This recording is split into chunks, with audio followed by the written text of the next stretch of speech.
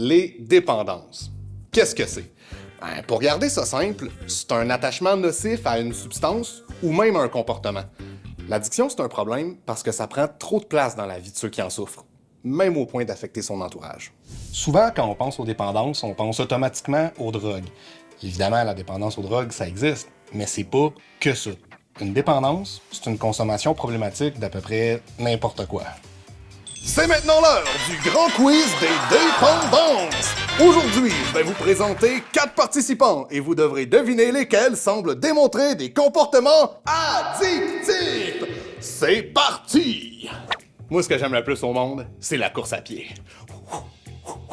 Ouais, le petit vidéo poker, je trouve ça bien le fun.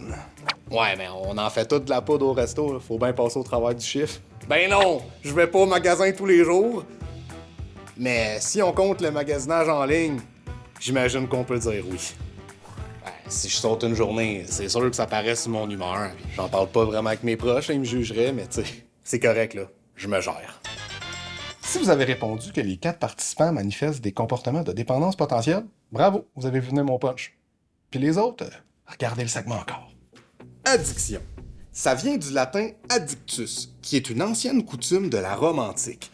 En gros, quand quelqu'un pouvait vraiment plus payer ses dettes, il était littéralement donné à son débiteur, dans le sens donné en esclavage. Aïe aïe. Donc, quand on souffre d'une addiction, c'est comme si on était esclave de la substance. Elle décide pour nous, dans le fond. Et comment elle réussit ça? À cause de la dopamine, la molécule du plaisir. C'est pas pour rien que les choses dont on tombe dépendant, ben, c'est des choses le fun. Je connais personne qui est accro à faire ses impôts. Ben, moi? Bref, quand on fait des choses le fun, notre cerveau produit de la dopamine. Le problème, c'est qu'on peut développer une tolérance contre ça. Ça prend de plus en plus de quantité pour arriver au même état de plaisir qu'au début, mais le déplaisir aussi augmente, et ça devient vite une courbe exponentielle. Comment savoir si un comportement prend trop de place? Il y a plusieurs indices. Indice numéro 1! Tout ton argent y passe. Indice numéro 2! Tu te caches pour le faire. Indice numéro 3! Même quand c'est souffrant, tu continues.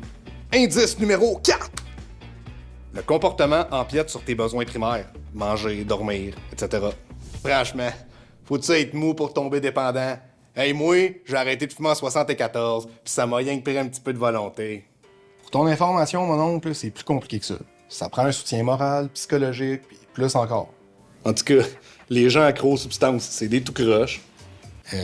Pardon? Il y a personne qui choisit consciemment de devenir dépendant à quoi que ce soit. C'est un comportement qui vient combler autre chose. Hein? Ben, je sais pas. J'imagine que quand je m'achète plein de cossins, je me sens moins vide. En trouvant l'origine du comportement, c'est plus facile de trouver des solutions réelles et efficaces. Fait que ce soit le pot, le café, le sucre, Fortnite, le casino, le gym, s'il y a quelque chose qui prend tellement de place dans ta vie que ça devient une obsession, puis que le fun que ça te procurait au départ est pour tout dire disparu, n'hésite pas à en parler à quelqu'un à qui t'as confiance, puis à aller chercher de l'aide au besoin.